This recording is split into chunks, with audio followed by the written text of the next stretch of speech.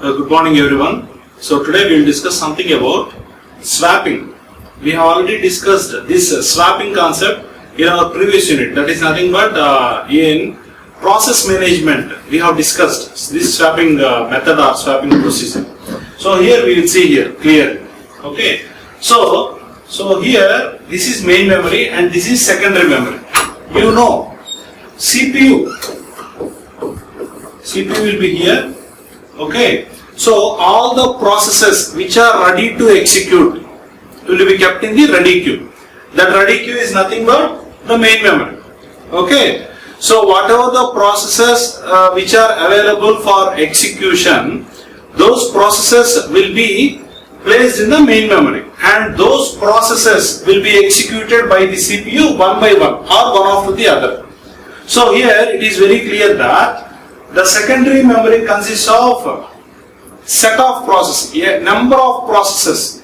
The secondary memory consists of number of processes, okay, out of which the selected processes means the processes are the process which are ready for execution. Only those processes will be picked or will be selected from the secondary memory and they will be kept in the main memory. Okay. And these processes which are kept in the main memory are ready for execution. So those processes which are kept in the main memory, those will be executed by the CPU one by one or one after the other. Let us suppose process P1 and P2 are in the main memory. Okay, process P1, P2. P1 and P2 are in the main memory. Okay, so let us suppose, okay, so P1 is being executed by the CPU. While executing P1, meanwhile it may wants to perform some IO operation. Okay, when it goes for IO operation, again there will be queue. There will be number of processes which are already waiting for IO devices. So when this P1 goes for IO waiting, because in order to perform IO operation, this may go for IO and this might be in waiting state. Okay, so when process P1 goes for performing IO operation, this may be in waiting state. So at that time what we can do is, instead of wasting this space, what we can do is, we can simply swap out process P1. So process P1 is swapped out. Okay. So there will be some space left here. Why? Because process P1 is swapped out of the main memory, means it is removed from this main memory. So at that point, see here, process P3 is swapped in that place. So whatever the place the process P1 was kept, okay, since P1 is removed from main memory, since it was swapped out into the secondary memory, so since the space is left, instead of wasting this, what we can do is, process P3 is swapped in. Okay, so see, swapped in, and this P1 will come after performing the IO operation. So here P1 is there. So after performing the IO operation, so when its IO operation is over, again the process P1 can be swapped in. Okay, when P1 is to be kept inside the main memory, when we want to swap in P1 again, we need to have some space here. So in order to have that space, again we can swap out process P3. We will swap out process P3 and we will accommodate that place with process P1. This type of process is simply called as swapping. Okay. So you might have studied about swapping in your programming subjects also. Swapping. Okay. So swapping the values. Suppose if A equal to something, B equal to something. Swap means the value of A will be swapped to B, B will be swapped to A. Swapping. So here swapping is nothing but, so one process will be swapped out from the main memory, whereas in place of that, some other process will be swapped in. This process is simply called as swapping. Okay, we also call it as swap in, swap out. Swap out means, so this is with respect to main memory only. Swap out means going out of the main memory. Swap in, placing inside the main memory. Okay, So once these processes are placed inside the main memory, these will be executed by the CPU. The CPU will execute them one after the other or one by one in a sequential way. Okay, right? So this is about swapping. Okay. So this is about swapping. We will move to the next topic. Our next topic is contiguous memory allocation. Contiguous memory allocation. So contiguous memory allocation means inside the memory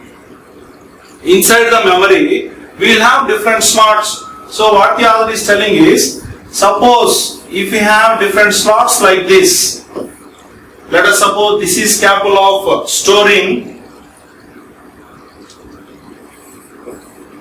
20 bytes, this 10, this 50, this 10. Let us suppose this is capable of storing 20 bits or bytes. Okay, this 10, 50, 10. Suppose, okay, this entire memory is split into different parts. Let us suppose this is memory. So the entire memory is split into different parts or different fragments. Okay, each can accommodate some size or some data or some memory it can allocate. Suppose if you want to place a file A, we want to place file A and it needs 20 bytes or 20 bits space. This much space it wants. So straight away we can place A here. Okay. Let us suppose we have another file B. We have to place this. It needs 30 size. Here we can't place it. Here we can place it. So file B is placed here. Suppose we have another file C. Where we can place this? File C. Where we can place this? Here 10 is available. Here 10 is available. 10 plus 10, 20. 10 plus 10, we have 20. Here 20 slots are available. 20 plus 20, 40. 40 spaces were there. We need only 20 spaces. We have left 40 spaces are left empty, but the available space is 20. Okay, we can't accommodate this. Okay, so before going this, so we will see what exactly is contiguous memory allocation. What exactly is a contiguous memory allocation? Contiguous memory allocation is, suppose if you want to store a file, see here, let us suppose you take this. So this is entire is a memory. Okay, this is a memory. Whatever the mark, yellow mark I have kept, this is memory, and the memory is split into number of parts. See, this is one part, 2, 3, 4, 5. Totally 5 parts we have. Okay, 5 parts we have. This 1, 2, 3, 4, 5. 5 parts we have. So here we have stored 5 files. File A, okay, it has 3 blocks. File A has 3 blocks. File B has 2 blocks. File B has has 2 blocks. Whereas C has 4 blocks. C has 4 blocks. 1, 2, 3, 4. D has 3 blocks. E has 2 blocks. Okay. So suppose the contiguous memory allocation is nothing but if you want to store a data or a file, the process of storing that particular file or data in a sequential way. If we start here, okay, continuously if we store a particular file, it is contiguous memory allocation. Suppose if we step into a bus, suppose if our family members want to go to other place, by bus. If we step into the bus, what we will try to have? We will try to have the seats sequentially. Suppose if we are 4 members, continuous 2 seats will prefer. Okay, because continuously we want to sit. Okay, 1 seat in the first row, 1 seat in the 3rd row, 1 seat in the 5th row, 1 seat in the 6th row are available.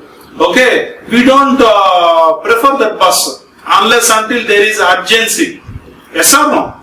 Okay, contiguous memory allocation means the process of storing the data or file continuously from one point to another point.